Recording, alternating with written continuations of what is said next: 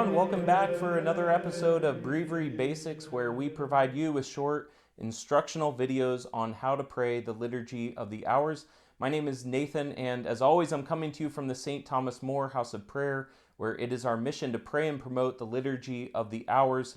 Today is Ash Wednesday, so happy Lent. We have officially begun this great and holy season that the Church has given us to prepare for Easter. So if you pray the Liturgy of the Hours using the Breviary, whether you use the 4-volume set or the single-volume Christian prayer book like I have here, every season brings with it some changes. For Lent, if you're using the 4-volume set, you're going to need to dust off Volume 2 and reset your ribbons. If you're using the Christian prayer book, though, you may not be using a different prayer book, but you're now going to be making use of different sections of the prayer book daily. And this is what I want to talk to you about today. Now, if you are using the 4-volume set, everything I'm about to say is pretty much spelled out for you in the prayer book. Because you are using a volume that is specifically for Lent and Easter, the Psalter is actually going to tell you when to turn to the proper of seasons. But for those of us who use the Christian prayer book, it may not be so obvious. So first we should mention that the prayer books are divided up into 5 parts. We have the proper of seasons, the ordinary, the Psalter, the proper of saints, and the commons. Now during Lent and Easter, when it is not a feast day or solemnity, when you come to the end of the antiphons and psalms in the Psalter, you're going to need to turn back to the proper of seasons and find the current day of the liturgical week. For example, next Monday will be Monday of the first week in Lent.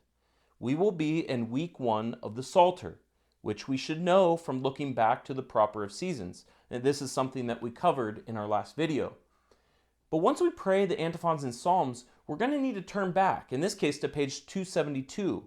And there we'll find our reading, responsory, antiphon for the gospel canticle, intercessions, and concluding prayer for Monday in the first week of Lent. So if you're using the single-volume Christian prayer book during the seasons of Lent and Easter, you're not going to be using the reading, responsory, etc. in the Psalter. Unless it is a feast day or solemnity, every day you're going to be turning back to the proper of seasons for these parts of the prayer. So actually today you can set your ribbon to page 255 for Ash Wednesday. And go ahead and just leave a ribbon there because you're going to need it tomorrow. Again, if you're using volume 2 of the 4-volume set, the Psalter won't even give you an option of readings, responsories, etc. After the antiphons and psalms, it's actually going to tell you, go to the proper of seasons for the reading, responsory, canticle, etc. So this is a nice feature of the 4-volume set. But ribbons and page numbers aside, this is one of the beautiful things about the Liturgy of the Hours, that is getting to pray with the Church during the seasons. Every day you are going to have readings, antiphons, intercessions, and prayers that help you enter more deeply into the current season of the Church year.